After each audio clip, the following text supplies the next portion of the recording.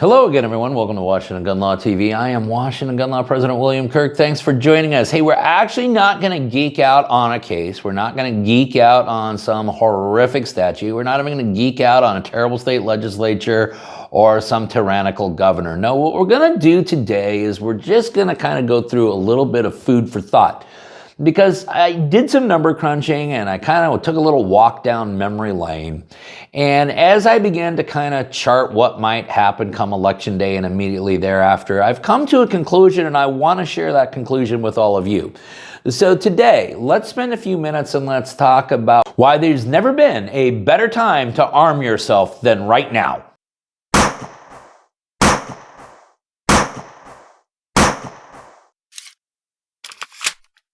Well, and just to give people the type of understanding of the financial catastrophic occurrence that occurred, you and I are both privy to people who have been involved in lawful self-defense situations, pulled the trigger with legal justification, faced potential legal consequences, and had to fight for their freedom. Didn't have coverage. How much money did it cost them to win their freedom? You know, I really don't think that people really can grasp the magnitude of expenses. Most recently, and you and I have talked about this in the past, the Kyle Rittenhouse case brought a lot to light. Right to bear, that's right, legal protection for self-protection. Listen, good lawyers aren't cheap, cheap lawyers aren't good. You're not truly prepared unless you have right to bear back you. You will always get an attorney-answered hotline, so you will always have a confidential phone call. There are no cap limits for either civil or criminal defense. This covers all forms of self-defense. So from a fist to a firearm, from a fat lip to a dead body, you are covered, and you will have some of the nation's most passionate 2A attorneys in your corner fighting for you. And right now, if you visit my friends at protectwithbear.com and you use the promo code WGL, you will receive 10% off. Listen, you need to protect yourself so that you can protect them. Visit my good friends at protectwithbear.com.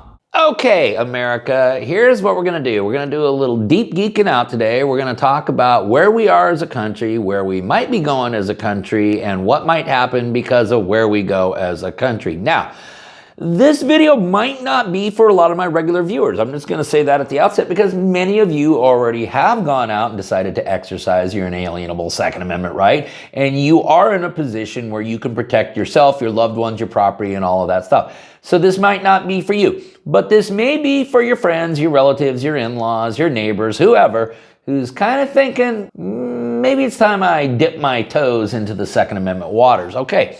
Here's what I want us to think about. This video is being recorded on Monday, October 28th. There are a couple things I want you to consider. First, what could happen on election night or shortly thereafter? Now, I'm not necessarily making predictions, but the numbers and certainly the campaigns are both acting in a way where President Trump seems to be in a very strong position right now and could easily be reelected to the White House. And the concern we should have is those on the radical left side of things. Well, they don't take defeat very well. They don't really take anything other than groupthink real well. And we've already seen instances when President Trump was elected president the first time of violence.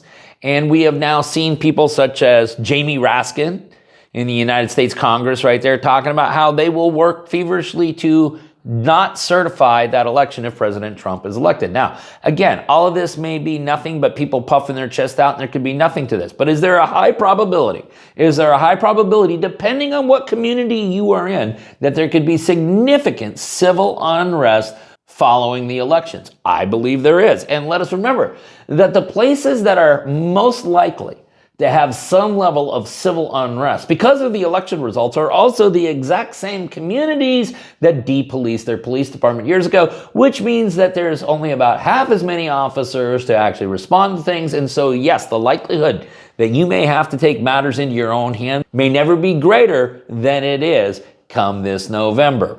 But then, even if we get through that, I want you to think about what a President-elect Trump would look like for this country, especially if you're here illegally. Because President Trump has made a very firm campaign platform is that he will engage in mass deportation of all the illegal citizens who entered this country during the last 4 years. I have zero problems with that whatsoever. I know many of you do not have problems with that either. But we know that there are millions that have come into this country illegally, and I want you to consider this, okay? An House Oversight Committee on illegal immigration said there were roughly 8 million illegal immigrants that had entered the United States. Now, an article on the Center Square, a publication that I find to be highly reliable, said that the number was somewhere more around 12 million that had come in during the Biden administration. All right, well, let's just go ahead and split the difference, and let's just say that there are 10 million illegal citizens in the United States today that were not here 4 years ago. Okay, now, I don't know what percent of them are here with the intent of doing bad things, but we all know, even those on the other side acknowledge, that there are some that are clearly here, not looking for a better life, but looking to inflict harm upon us. Let's just say, for the sake of argument, that it's only 0.01%. Well, you realize if it's only 0.01% and there's 10 million illegal immigrants, that means that there are 1,000 active terrorists inside the United States right now, of which all would be worried that sometime after Inauguration Day, January 20th of 2025, that mass deportation would begin. So if they were here with the intent to do something evil, to do something nefarious, to do something violent, the clock is ticking for which time they could actually accomplish that. But let's just change that number and say instead of 0.01%, it's now 0.1%. Again, we're only talking about 1/10 of 1 percentage point. Earlier, we were talking about 1/100th of a percentage point. Now it's 1/10 of a percentage point. Well, guess what? With 10 million illegal aliens now in the country, that means 10,000 of them would be those who have terroristic intents.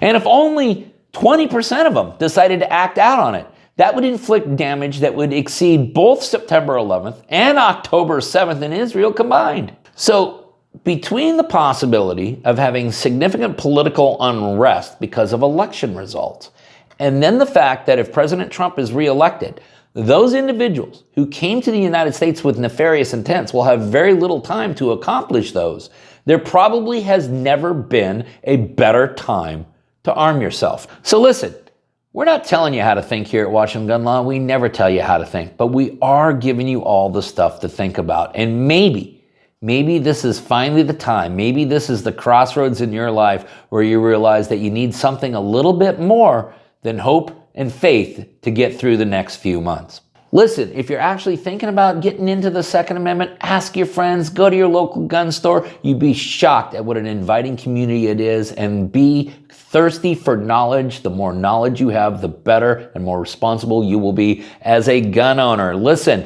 if you guys got any other questions about this or anything else related to what's left of our Second Amendment rights, you guys should know how to get a hold of Washington Gun Law by now. But if you don't, that's okay. That information's down there in the description box. If you got an idea for a video we should be doing around here, great. We want to hear about it. Click on that link right there and let us know. It's probably going to be better than any idea we come up with.